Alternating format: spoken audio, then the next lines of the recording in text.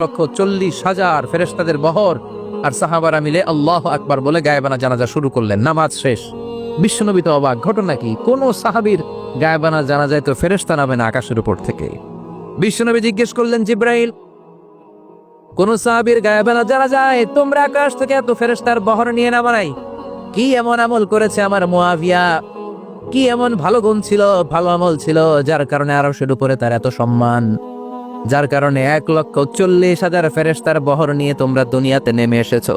সাইয়েদনা জিব্রাইল বললেন, নবী, তেমন কোনো বড় আমল নয়, ছোট্ট একটা আমল, কিন্তু আমলটারে ভালোবেসেছে কে?